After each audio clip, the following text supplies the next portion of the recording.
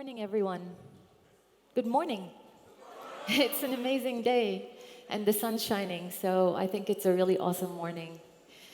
My name is Dina Storey. I guess, in the climate change and sustainability space. I've been in this space for about 18 years. When Sergio asked me to do this presentation, I actually thought about it a lot, and I thought the best thing to do is actually tell you my story and why I got into sustainability. A lot of young women come to me and say, how did you get into sustainability? What made you do what you do?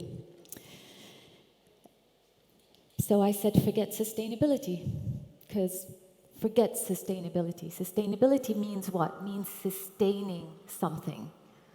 And my life started with me not sustaining something and moving on to something that's more than sustaining something.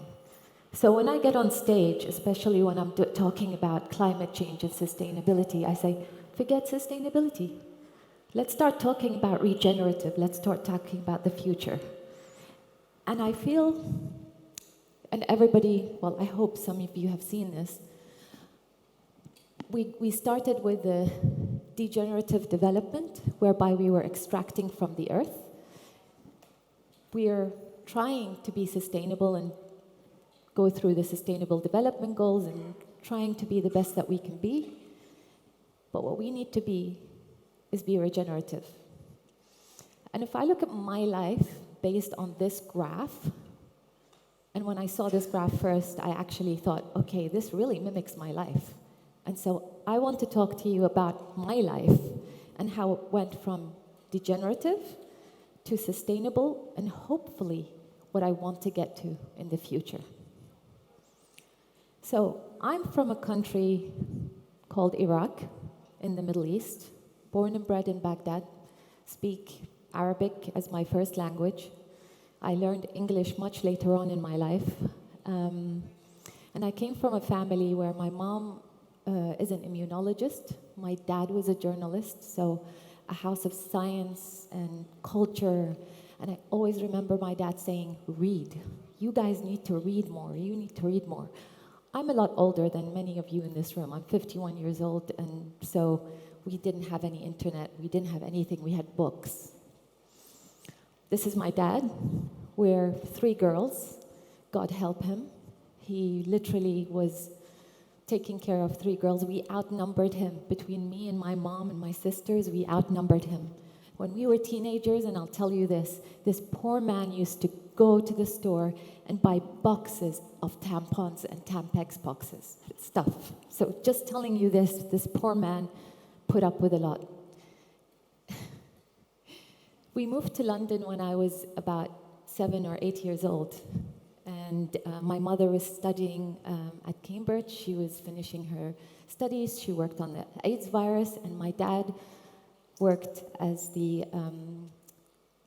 head of the Iraqi Cultural Center. And that's when I learned English. That's when I realized that there are many more opportunities, that I live between 2 cultures. I can live in the Western culture and be Westernized. I can live in the Eastern culture, Middle Eastern culture, and be Easternized. And my dad, my mom never stopped that. They were always pushing hard. I went back to Iraq. My family finished. My mom finished her studies. My dad finished his job. We went back to Iraq. This was the end of the 80s. I ended up seeing the end of the Iraq-Iran war. And then Desert Storm. And if anybody, and I hope none of you, but if anybody has been on the receiving side of bombs, that sound, that whistling sound, you can hear it in your dreams. Until this day, I hear that sound in my dreams. This picture in particular is really interesting because I know the building there. And I know when the planes go over your head and the bombs come down, and seeing people trying to get out of the rubble, what that means. Then we went through an embargo. The embargo was a great I'll go back. You don't need to see this guy's picture right just yet. The embargo was the solution after the first Gulf War, which was 1990. And the solution was, we will not give you food or water. You don't have any electricity because every single power station was hit. And we will only give you this stuff if you give us oil. That created the Oil for Food program in Iraq. Now, because we had this guy, he decided with his people that the food that was coming in from the United Nations goes to him. The medicine goes to him. So the Oil for Food program that was developed to save people's lives never saved people's lives. We ended up in a household where genuinely sometimes there was only lentils. I remember a time when there were only tomatoes in the house. When we wanted to get water, we had to go outside. We had to fill this bucket of filthy water and then put it through a cheese strainer, I guess that's what you call it, to get the clean water. You'll see stuff swimming in it, but you drink it anyway because there's no water. So that was my extractive stage. That was the stage when everything was being taken from me. And that's the first part of the graph, if you remember. This guy decided to take my dad and put him in a torture chamber because my dad was a journalist. He spoke his mind. He was the deputy head of the Iraqi Journalist Union. And this guy made my dad disappear. And I still remember some guy, soldier, whatever, one of his people, calling us and saying, hey, I know where he is. Come give him his medication. And my mom and I drove there.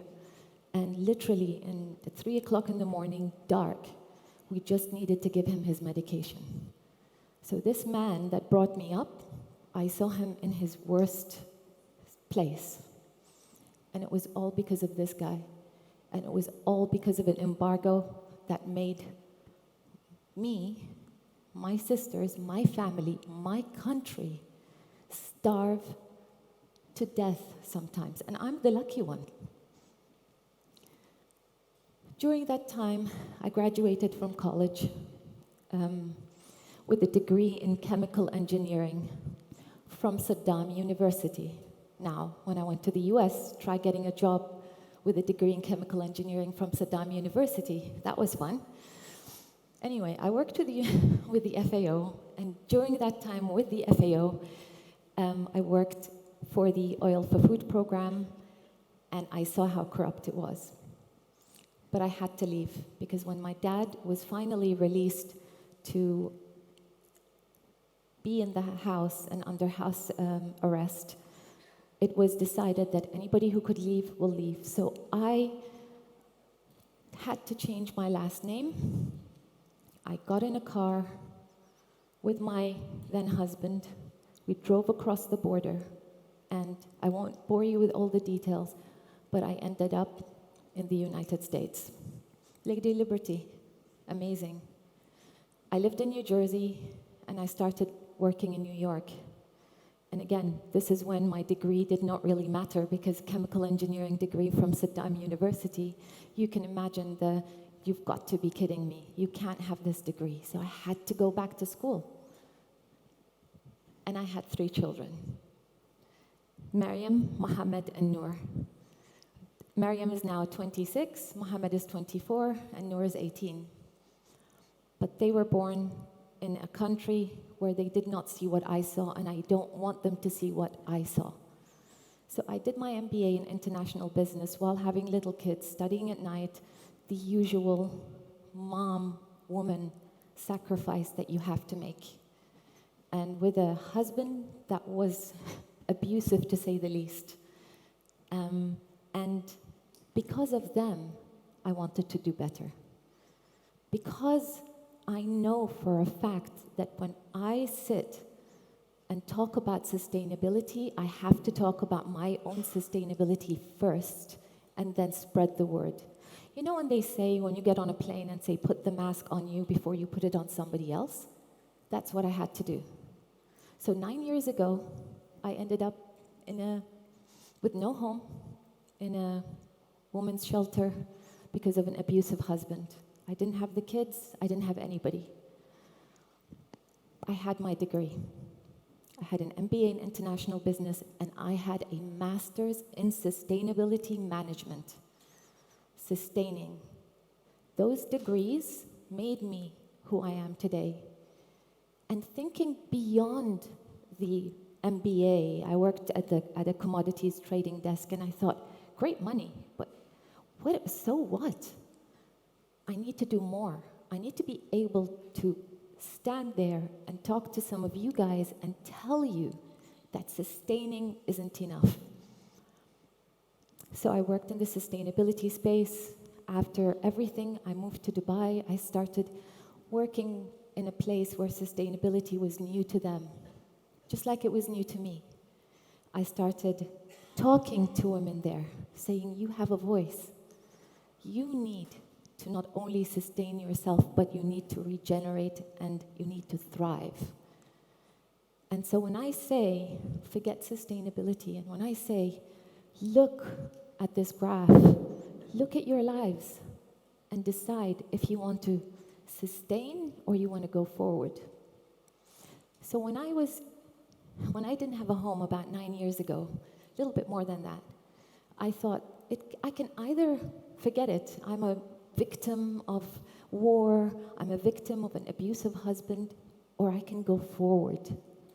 When we talk about the resilience of women, the resilience of mothers, we're talking about the resilience of Mother Earth. Genuinely. Mother Earth doesn't need us. We need it. So for the women out there who want to be resilient, who want to understand that you can overcome wars and famine and abuse and all of these different things, just by one thing, understanding, do I want to be sustainable? Do I want to be regenerative? Do I want to go up that graph? So I don't want to bore you with even more of me talking about myself, but I just wanted to tell you that you never, ever should give up. And you never, ever should underestimate the power that you have to make not only small changes, but big changes around the world. And I leave you with this quote from Maya Angelou. And I'll let you read it. But I want every one of you to be regenerative. Work towards that bigger goal. And I promise you, good things will happen. Thank you so much for your time.